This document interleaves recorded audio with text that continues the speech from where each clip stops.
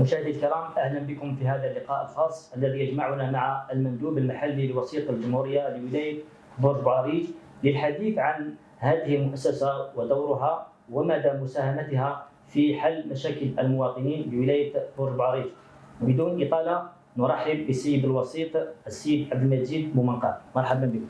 مرحبا، اهلا ومرحبا في هيئتنا واللي تعتبر هيئه المواطن. شكرا لكم على قبولكم لاجراء هذا الحوار في مقر المندوبيه الولائيه لوسط في برج بوعريج. نبدا هذا الحوار من تقديم شخصكم الكريم الى متابعين قناه صباح الرقميه. بكل تواضع، انا السيد بومنقار عبد المجيد، حاصل على ليسانس في علم النفس سنه 1984 من جامعه قسنطينه. اشتغلت في عدة إدارات تابعة للولاية. كنت مختص في علم النفس في البداية، ثم تحولت إلى مدير للنشاط الاجتماعي، أين مارست هذه المسؤولية على مستوى ولاية عنابة وولاية قسنطينة، لأتحول إلى مسؤول رئيس ديوان لوالي ولاية قسنطينة، ثم إلى مندوب الأمن لولاية قسنطينة. وبعد ذلك ارتقيت إلى منصب مندوب وسيط الجمهورية لولاية برج بوعريج منذ سنة كاملة. نعم، توليتم هذا المنصب بتاريخ في مارس 2022. بالضبط 20 فبراير 2022.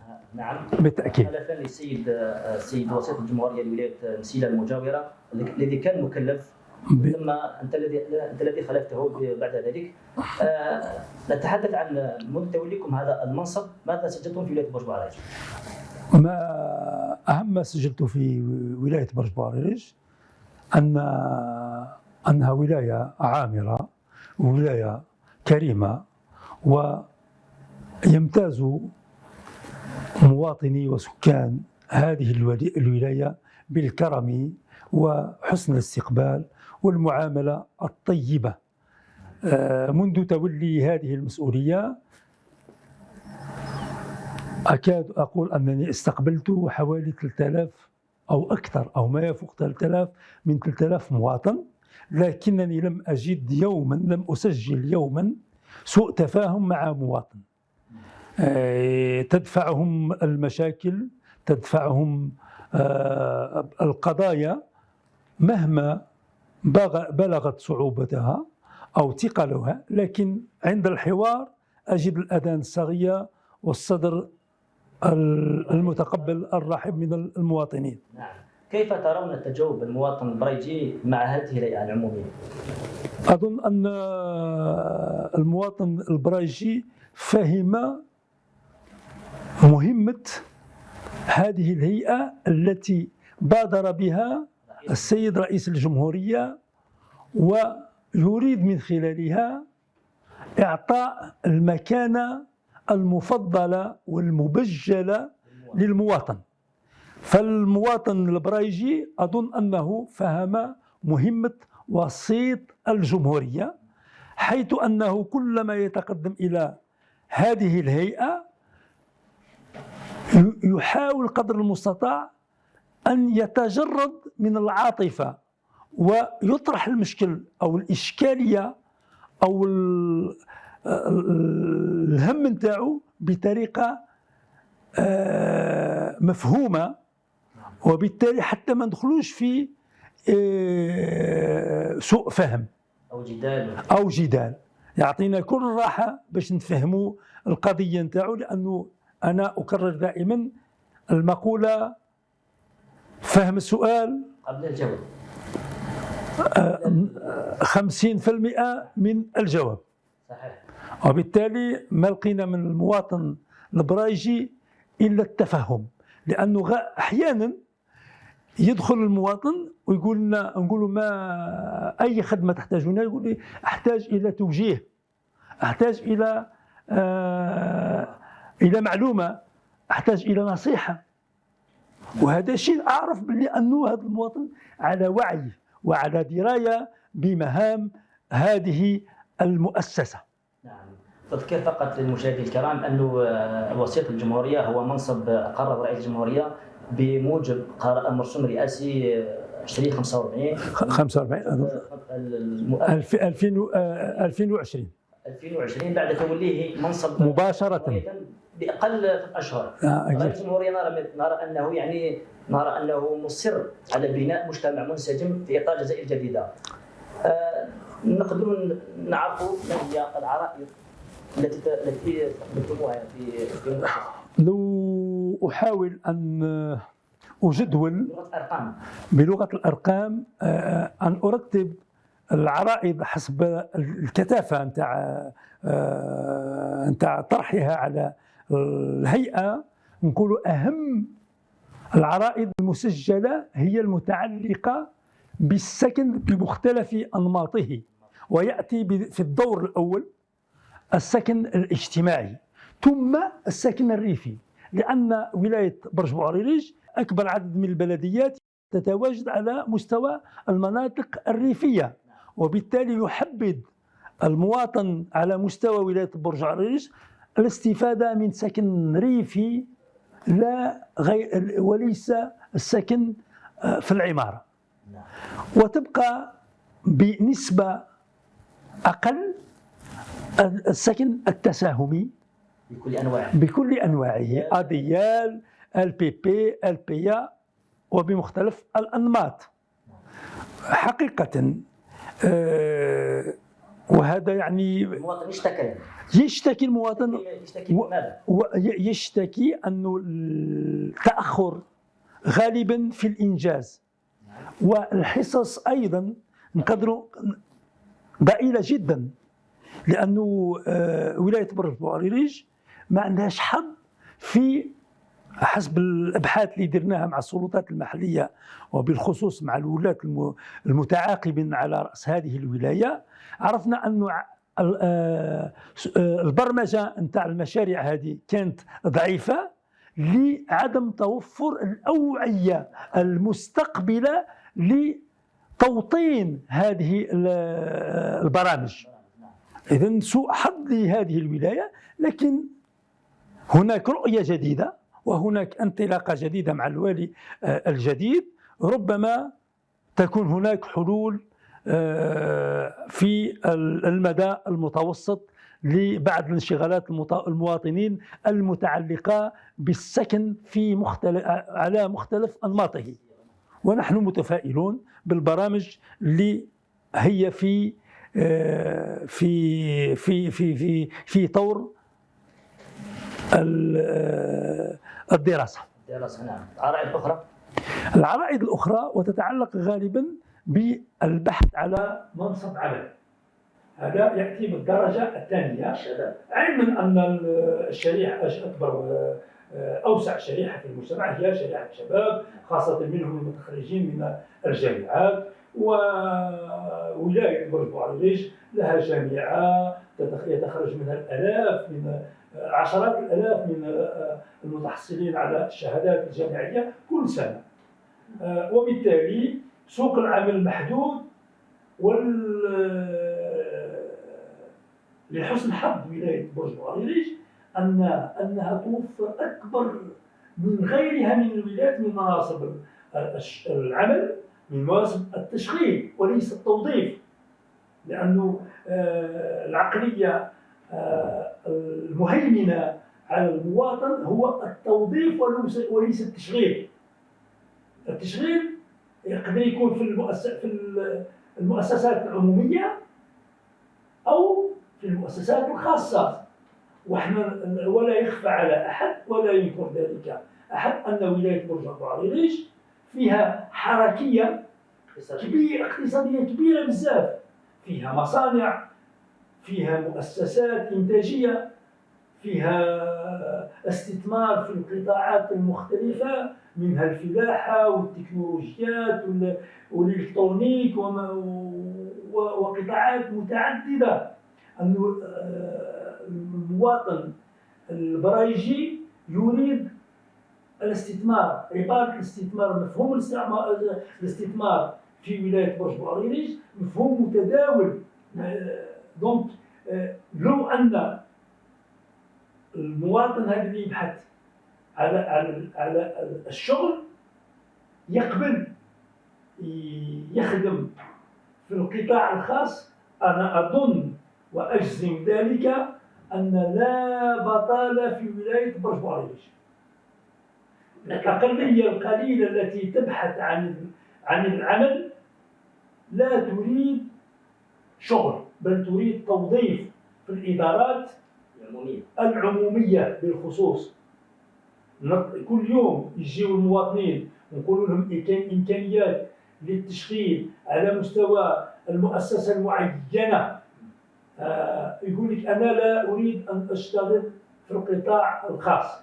هذه عقلية اللي لازمنا نوضع برامج وطنية في تحسس أو تشجع المواطنين باش يكتشفوا بعض المزايا اللي تقدر تكون موجودة في القطاع الخاص. ربما ممكن القطاع الخاص غير مضمون، ممكن المواطن الشاب المقبل يعني على الشغل يخاف من القطاع الخاص، ممكن لا يدوم، وبالتالي هو يفضل القطاع العمومي احسن من القطاع الخاص، رغم ان الدوله تشجع في القطاع الخاص. احنا المستقبل الجزائر في الاستثمار الخاص، لان عندنا اموال كبيره بين ايدي المواطنين كون يخدموها في القطاعات التي توفر الشغل، راح تمتص البطاله بدرجه كبيره جدا. لكن احنا لازمنا دائما نوضعوا ضمانات للمواطنين هذا. اعطيك فقط معطيات فقط. عندي معلومه انه مدير التشغيل في برج بوعريش حوالي عندنا 30,000 او اقل من حق البطاله التي اقررها الجمهوريه. نعم. 30,000 نسبه كبيره على ما البطاله. الشباب يخرج من الجامعه يديم حق البطاله، هذه منحه رئاسيه لا باس ان شاء الله. ولكن هذا 30,000 هل تقدروا يعني انتم كهيئه عموم تقدروا يعني توفروا الشغل مثلا بالتنسيق مع السلطات؟ لا، احنا لسنا مطالبون بتوفير الشغل او التنسيق في ايجاد الشغل، لكن مطالبون في التقريب. احنا نقرب المواطن من الاداره. نعم. نحاول قدر المستطاع تحسيس المواطن، نحاول قدر المستطاع توعيه المواطن، نحاول قدر المستطاع توجيه المواطن، نحاول قدر المستطاع في إعطاء مزايا القطاع العام، توضيح مزايا القطاع العام الخاص للمواطن حتى يتقبل، باش يكون احنا نشجع نرافق المواطن. فعلا كي تقول لي عدد 30,000 يعتبر منحة بطالة تخصصها من الدولة على مستوى ولاية برج بوعريش، أقول نعم، لكنها مؤقتة. النظام الجديد اللي وضعته وزارة العمل التشغيل والضمان الاجتماعي راهي حاليا عندها حوالي شهر انطلقت في دراسة الملفات وتنظيم دورات تكوينية للمستفيدين من أجل دعمهم بالكفاءات الخاصة اللي تفتح لهم آفاق ومجالات متنوعة في التشغيل.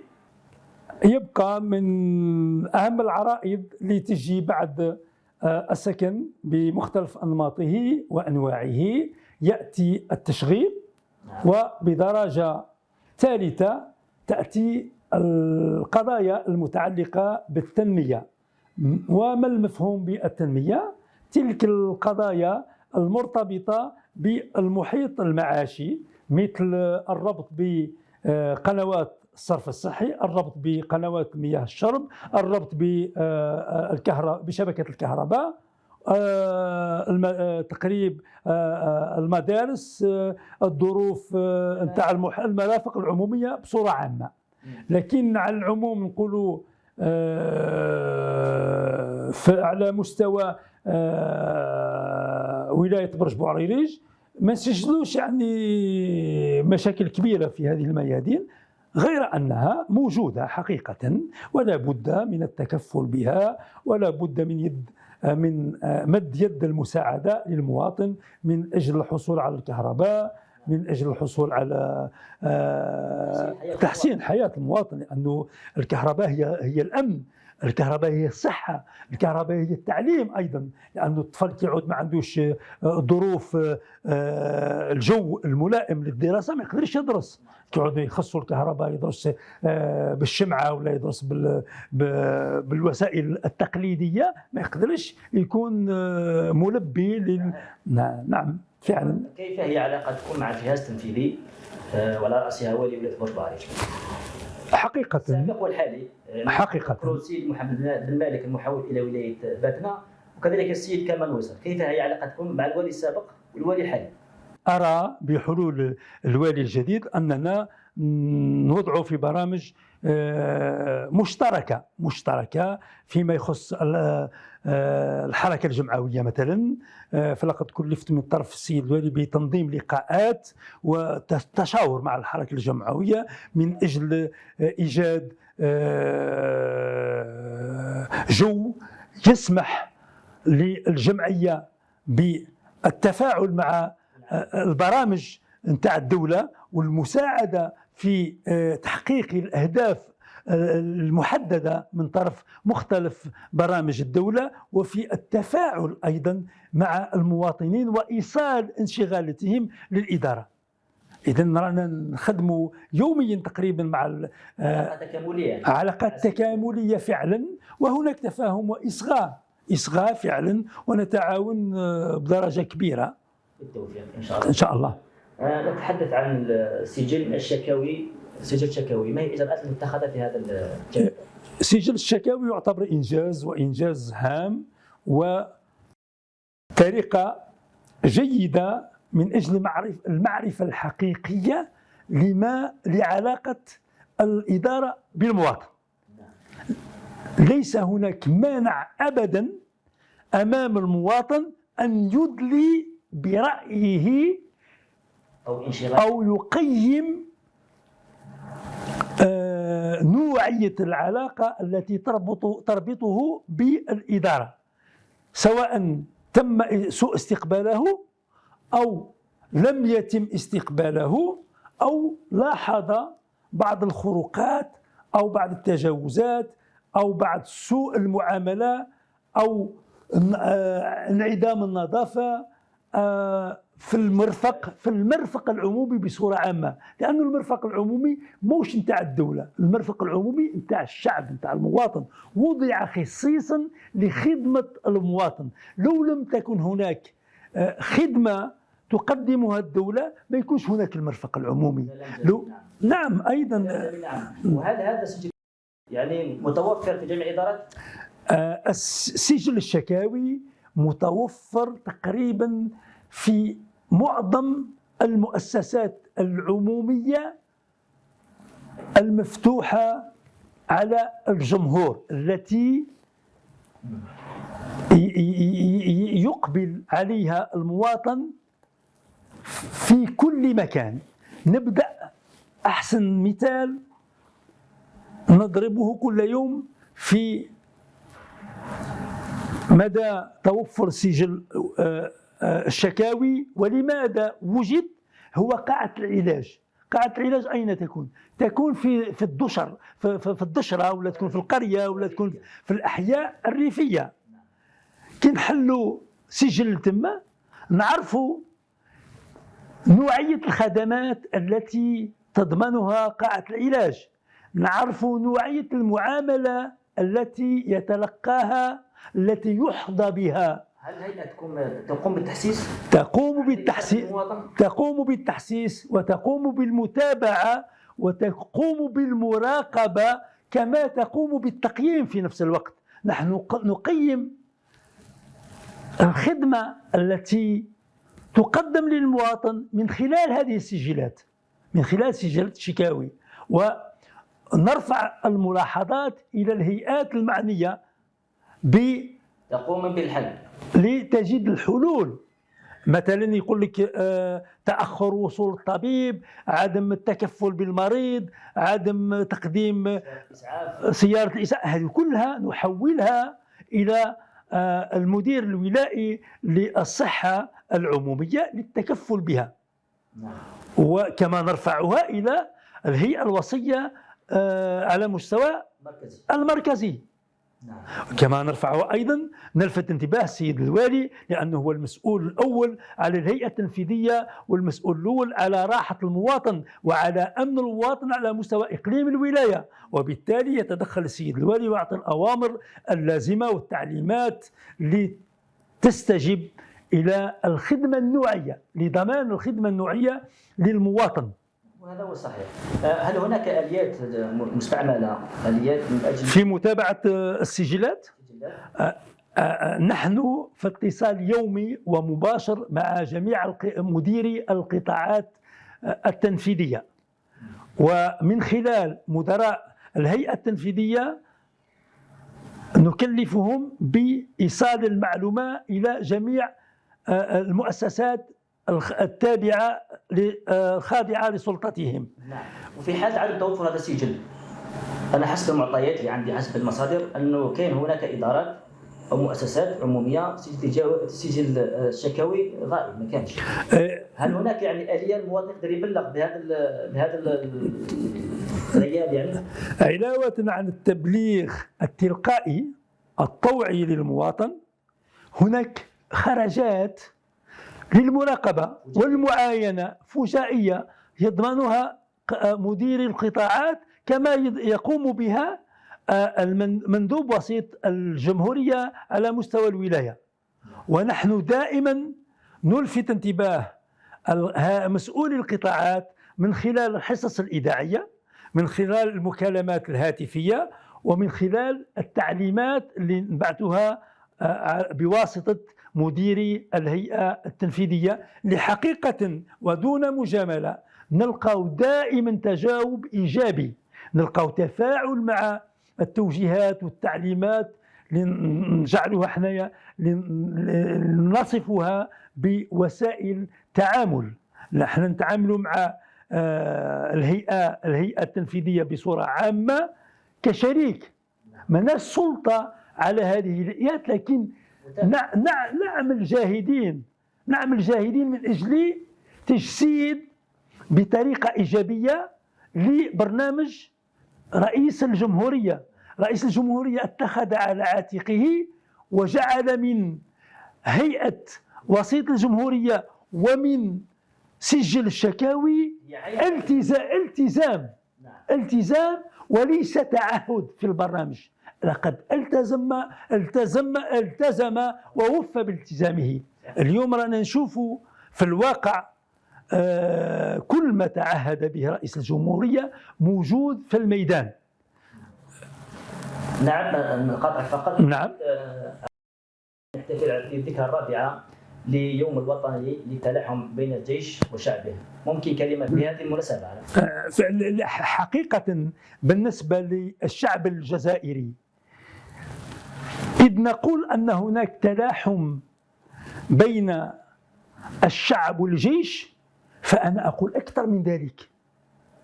لأن هذا الجيش جاء من صلب الشعب. لا يوجد إطار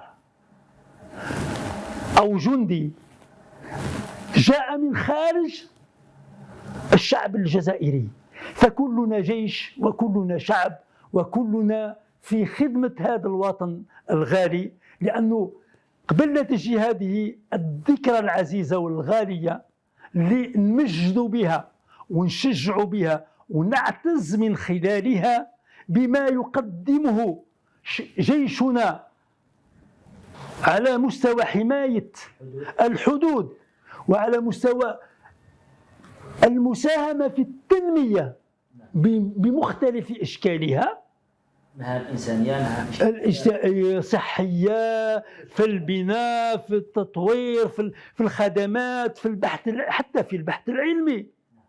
إذن بالأمس فقط كنا على موعد مع يوم الشهيد، وما أدراك ما يوم الشهيد.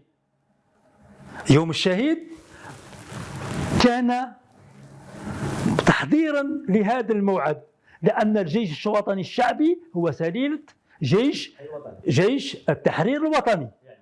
إذن أبنائنا وإخواننا إطارات الجيش الوطني الذي نعتز به أجل الاعتزاز هم أبناء المجاهدين والشهداء من آبائنا وأجدادنا. نعود إلى المشاكل. نعم. أعطيك المشاكل في ولاية بورسعيد. نحن كصحفيين أو كموقع إخباري نتلقى كذلك انشغالات من طرف المواطنين. نتحدث عن السكن. الشغل الشاغل في برج بعريج هو السكن الاجتماعي. نعم. ممكن أنتم كمؤسسة وسيطة الجمهورية هل لديكم متابعة أو معلومات عن السكن، خاصة حصة ولاية برج بعريج وحصة بلدية اليشير؟ لماذا تأخرت؟ إذن أسمح لنفسي أن أتدخل في شيء ليس من اختصاصي، لكن أحس أنني مسؤول مثل جميع المسؤولين على هذه الولاية، ولا بد لي من المساهمة في التحسيس، في التوعية وفي التأطير من أجل إيصال الكلمة التي تريح المواطن، التي تطمئن المواطن، والتي تبعث في نفس المواطن الأمل. أقول إذ كان بالأمس تأخر في التوزيع فكانت له أسباب معينة، غير أن جميع الأسباب التي عرقلت ظهور القوائم تمت دراستها ووضعت لها حلول مناسبة. إذ تأخرت قائمة برج بعريج على الظهور هناك أسباب معروفة، لأن القائمة اللي وجدت خلال سنتين في السابق كان قد وجدت بطرق سريعة في وقت ضئيل جدا، ولم تراعى شروط الاستفادة. فطلب من اللجان القائمة والصاهرة على غربلة الملفات وإعادة دراستها بالتدقيق حتى يتسنى لكل ذي حق أن يأخذ حقه، وتغلق الأبواب أمام الانتهازيين وأمام المغلطين. وبالتالي إذ في الحين اللي تظهر فيه القائمة سنسجل لا محالة رضا نسبي، ولو نسبي، كي يشوفوا المواطنين واحد يستحق أن يستفيد من سكن اجتماعي يباركوا له. هذا العكس لازم لكن كان العكس.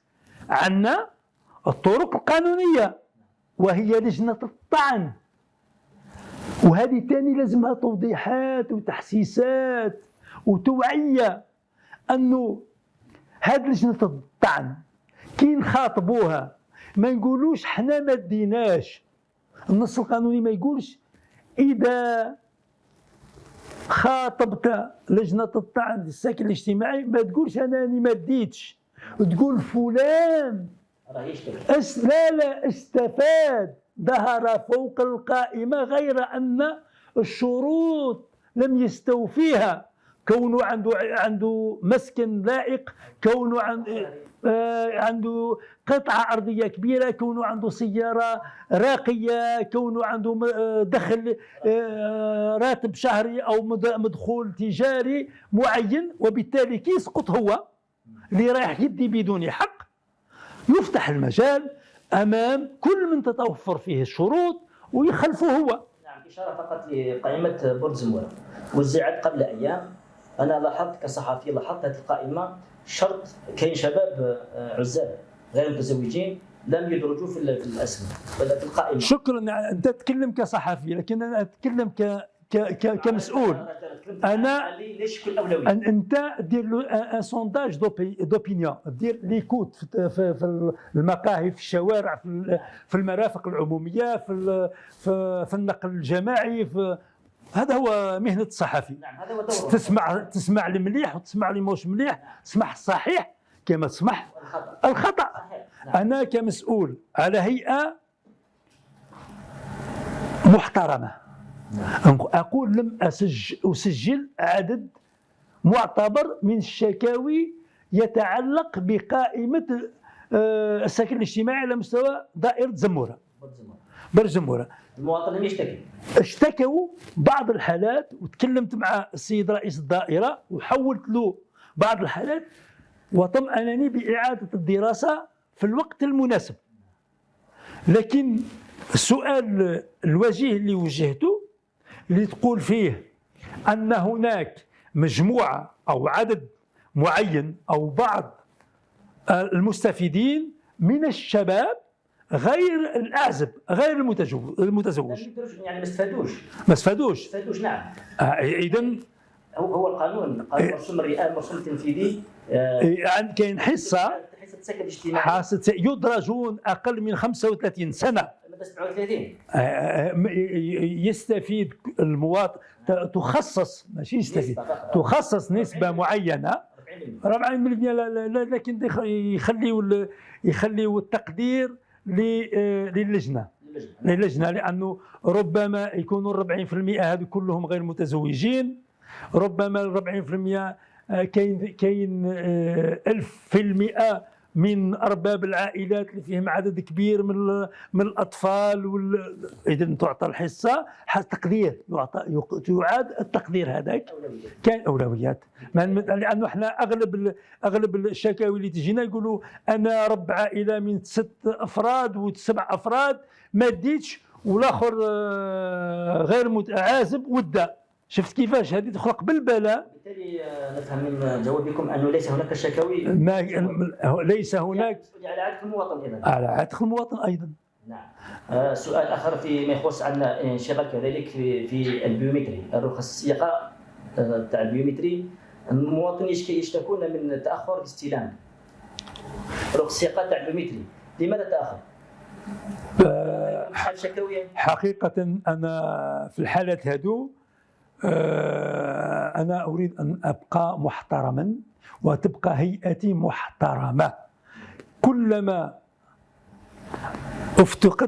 افتقدت المعلومة لا أريد أن أسمح لنفسي أن أعطي إجابة إلا بعد البحث عنها. ما دام أنا لم يتم سؤالي قبل السؤال نتاع الصحفي المحترم، كون جيتني سمانة قدام اليوم وطرحتي لي هذا السؤال كنت أبحث عنه في الأماكن المعنية وباش ما نغلطش في حق الناس، في حق الإدارات. احنا لازمنا احنا كهيئة رئيس الجمهورية ما نقولوش احنا أحسن من الجميع، نتقاسم عيوب الإدارة كاملة، ولكن بقات في الأشهر المقبلة نسجل العيوب نتاع الاداره، اذا احنا ما خدمناش خدمتنا اذا الانشغال ونتحملوها. انا تحت الانشغال كصحفي، انشغال على مستواكم اذا على مستوانا انا كمواطن وكصحفي تحت هذا الانشغال. احنا اجزم بانني لم اتلقى اي شكوى متعلقه بتاخر الحصول على رخصة السياقة البيومترية لحد الساعة. نعم. نروحوا للمشكل الاقتصادي كذلك، مشكل آخر في برج بعريش، مشكل الكالبي. بعض الراغبين في الاستثمار يشتكون من هذا من الشباك الوحيد. هو حقيقة بعد ما أمر السيد رئيس الجمهورية وهو مشكور على ذلك بإنشاء على كل ولاية لجنة لرفع العراقيل، ولقد سجلنا على مستوى ولاية برج بوعريريج نتائج طيبة ومرضية للغاية، حيث رفعت العراقيل على عدد كبير جدا من المؤسسات التي كانت متعطلة لأسباب معينة. مجموعة من المؤسسات الاقتصادية كانت ما عندهاش رخص البناء، مجموعة وجدت بناياتها على أراضي فلاحية خاصة، ما نقولوش عمومية، لكن كانت عمومية يكون التصرف شيء آخر. مجموعة لم تستفيد من لا كونفورميتي مثلا المطابقة، مجموعة خصتها رخصة الفتح والاستغلال، وضيف إلى ذلك أسباب متعددة. وبفضل التعليمات الرشيدة للسيد رئيس الجمهورية الذي سهر شخصيا وتابع إشغال اللجان الولائية لرفع العراقيل، استفاد عدد كبير من مستثمري ولاية برج بوعريريج من رفع العراقيل، وانطلقوا مباشرة في تشغيل المصانع نتاعهم والوحدات الإنتاجية. احنا نشوفوا ديجا الإنتاج نتاعهم موجود في رفوف الفضاءات التجارية. نعم، جميل. انشغال كذلك طرحناه في الكواليس، انشغال فيما يخص الاستقبالات الجماعية. هناك بعض المدراء في برج بوعريج أو رؤساء الدوائر أو الأميال يستقبلون المواطنين جماعيا، رغم أنه ممكن هناك تعليمات أن المواطن يستقبل فردي ويستمع إليه، يستمع لانشغاله ومشاكله فرديا. هل هناك تعليم يستقبل جماعي أم لا؟ لا، لأنه يبقى هل المسؤول له حرية الاستقبال كما يشاء؟ لا لا لا لا لا لا, لا, لا الحرية المسؤول في خدمة المواطن. يعني حسب المعطيات، يعني لكان حرجنا المواطن عند استقباله فتعتبر خدمة ليست في المستوى. لكن جاني أنا مواطن وسمحت لنفسي باستقباله في إطار مجموعة من المواطنين، إن لم تكن جمعية، إن لم تكن مجموعة من السكان مثلا، أنا تكون لي الفرصة أحيانا أستقبل مجموعة من المواطنين عندهم نفس الانشغال هذه طبعا، لكن برضايتهم، لكن استقبال مجموعة من المواطنين بمختلف انشغالاتهم وقضاياهم، وربما تكون عندهم قضايا سرية وقضايا ربما البوح عليها بحضور شخص ثاني غير سهل، غير لائق أقول. دونك نتمناو تدريجيا أن يتفطن بعض المسؤولين لكيفية الاستقبال المواطن. راهو إلزامي على المسؤولين. كيفية الاستقبال أيضا الكيفية إلزامية. أنا أقول أن المواطن مثله مثل الزبون، الإدارة تقدم خدمة والزبون يشتري بضاعة. كما الزبون ما تعجبوش البضاعة ويرجعها للتاجر، هكذا المواطن أمام الوافد إلى الإدارة، كما تعجبوش الخدمة يكتب في السجل الشكاوي الخدمة المقدمة من طرف السيد المسؤول دون ذكر الأسماء ربما باش ما نطيحش في الخطأ، المقدمة من طرف مندوب وسيط الجمهورية لولاية برج بوعريرج لم تعجبني، لأنه استقبلني بحضور شخص ثالث، لأنه لم يصغي إلي جيدا، لأنه رفع صوته علي، لأنه تفوه بعبارات لا تليق. جديدة لا تقبل ذلك؟ لا أقبل ذلك بتاتا. عبد المجيد بومنقار يدعو سكان برج بوعريج، يقول لكم الباب مفتوح، أي مواطن له يعني استقبال سيء من طرف أي مسؤول ما، الباب مفتوح من أجل إيداع شكوته، هكذا. نحن هنا احنا الواجهه نتاع الاداره. إذن الكرة في مرمى في مرمى المواطن قلنا احنا لم نشك ابدا في اخلاق المواطن، في حسن المعامله مع المواطن. على بالك يجي المواطن الاداره قليل ما يتجاوز الحدود نتاعو. اذا بالاساليب المتحضره المدنيه نتقدموا للادارات، قال انا عندي حق على الاداره، جئت اطالب به، وبالتالي لازم عليكم تحترموني وتسمعوا لي في اطار القانون. لازم الاحترام يكون متبادل، ماهوش الاداره مطالبه باحترام المواطن والعكس غير صحيح. اظن هذا واحد ما يقبلها، صحيح. هذا ما يقبلهاش. المخرج يشير الى الوقت، ممكن عندي انشغال كذلك فيما يخص ازمه الحليب في برج بعرج. هناك تجار يشتكون من الازمه هذه. حسب المعلومات هناك 16 بلديه غير مستفيده من الحليب. ممكن تستفيد من ولايات مجاوره، من نسيله، من سطيف، من الدويره، من ولايه بجايه. هل تلقيتم شكوى في هذا الاطار؟ حقيقة وبدون مبالغة لم أتلقى أي شكوى في هذا الإطار. عن طريق الإعلام، لأن الصحافة تناولت هذا المشكل. حقيقة ربما أنا مطالب حقيقة أن تكون عندي المعلومة اللي تكون متداولة في الولاية كاملة. لسوء حظي لم تكن عندي المعلومة.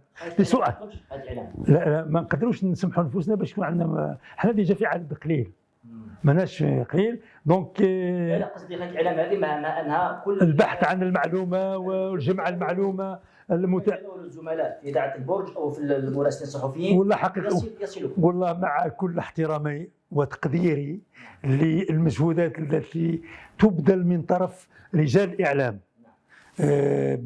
بمختلف مشاربهم وانتماءاتهم وقنواتهم، واخص بالذكر اذاعه برج بوعريريج اللي هي فوق تاج فوق راسنا، ونحييهم بالمناسبه. ربما الاذاعه، ربما القنوات الخاصه الالكترونيه منها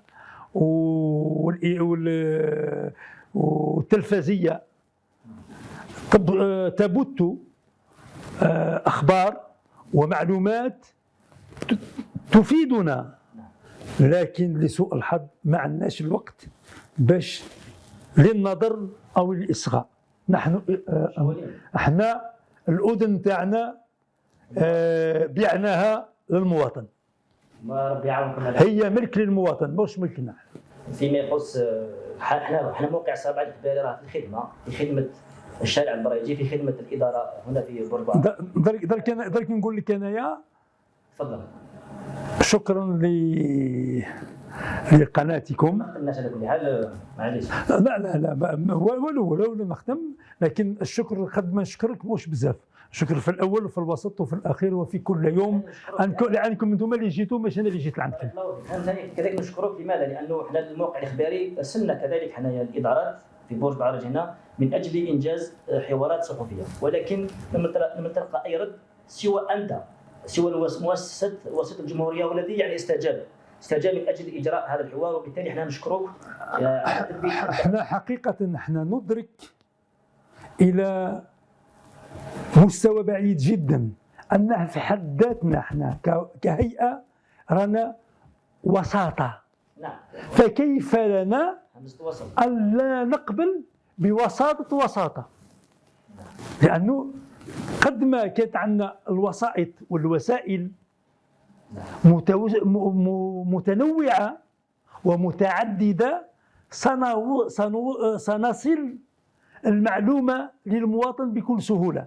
لكن بقيت انا كهيئه وسيط الجمهوريه مكلف بالاصغاء لهموم وغبن ومشاكل وقضايا المواطنين، وانا مغلق عليا البيبان وما على باليش وين راني موجود.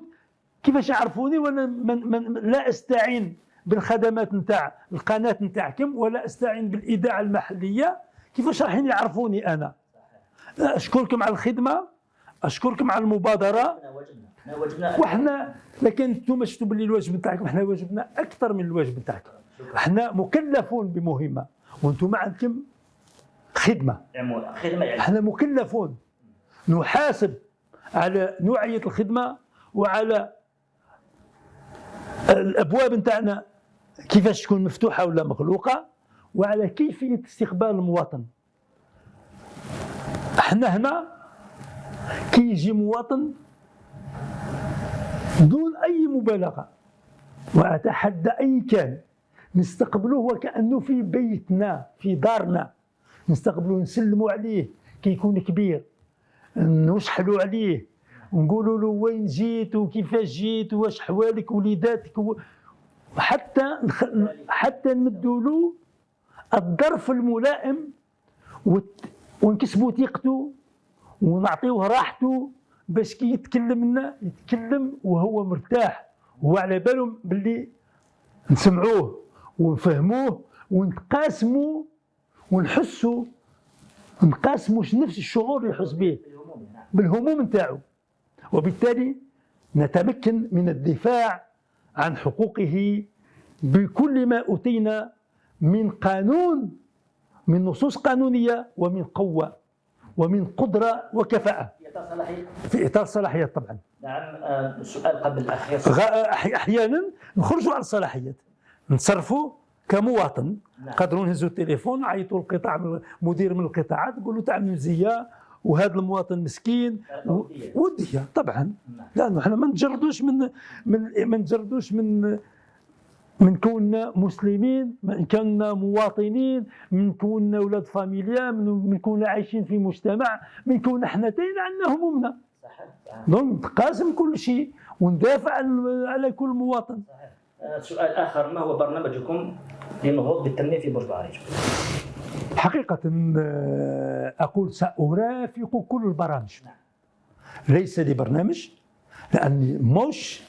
لأنه كاين واحد برك مكلف بالتنمية كما هو مكلف بكل شيء على مستوى إقليم الولاية، وهو السيد والي ولاية برج بعريج. كل البرامج يسطرها بالتشاور مع الوزارات مختلف الوزارات وبالخصوص وزارة الداخلية، وتوضع برامج حسب الإمكانيات وما توفره الدولة من مبالغ مالية وأولويات في قطاعات معينة. الدولة دائما تعطي الأولوية لكل ما هو ماء شروب، كل ما هو صرف صحي، كل ما هو شبكة الكهرباء، الإنارة الريفية، الإنارة المدنية، والطرق، إصلاح الطرق وفك العزلة. هذه هي شروط التنمية. حتى لو كان مستثمر حاب يستثمر في منطقة معينة لازم يبدأ بهذا، يبدأ يقول كاين تريسيتي، البنى التحتية. والحمد لله الجزائر في السنين هذو رخلة راهي تقفز قفزات عملاقة فيما يتعلق بالبنية التحتية.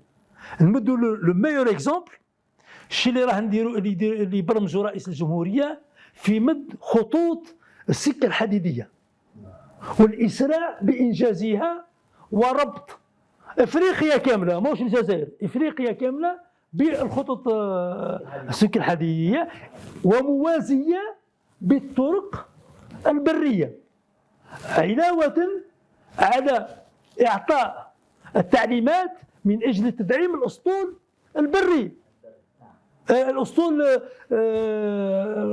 الجوي، شراء طائرات جديده للنقل، وشراء بواخر ايضا سيتم شراؤها في المستقبل القريب ان شاء الله. هذا كلش راح يعطي الجزائر قوه كبيره وانفتاح، وترجع ان بول اتراكتيف جذاب للاستثمار الخارجي، حنا كانوا في السنين الفارطه يقول لك نجي للجزائر الطريق ما كانش، نجي للجزائر الطيارات تتوخر، نجي للجزائر البابور لازم يكريه من الاسبان، نجي للجزائر تريسيتي ما كانش. الحمد لله رانا نديروا راه البرنامج تاع رئيس الجمهوريه اوضع اولويات للبنيه التحتيه. خير مثال على ذلك نزيد نمدوا الملاعب اللي تضاهي الملاعب العالميه اللي سمحت للجزائر باش تنظيم الشان وقبل الشان لعب البحر الابيض الموطن. ونطمح في القريب العاجل ان شاء الله نحتضن لا كوب دافريك، وربما لا في السنين القليله المقبله نطمح ايضا الى كوب دي موند وبعض التظاهرات الرياضيه المختلفه. ان شاء الله. ان شاء الله. الكلمه الاخيره توجهونها للمواطن البريجي. المواطن البريجي اكن له كل المحبه والمعزه، وملي نقول له الا كلمه واحده: نحن منكم وانتم منا، مرحبا واهلا. كما رحبتوا بنا نرحبوا بكم. احنا هنا راكم فوق راسنا ونخدموكم كما قال رئيس الجمهوريه. نعم، مرة أخرى نحن نجدد شكرنا لك على تلبيتك دعوة لإجراء هذا الحوار. إلى هنا نكون قد وصلنا إلى نهاية هذا اللقاء الذي جمعنا مع المندوب المحلي لوسيط الجمهورية السيد عبد المجيد بومقار. كنتم في رعاية الله وحفظه. إلى اللقاء.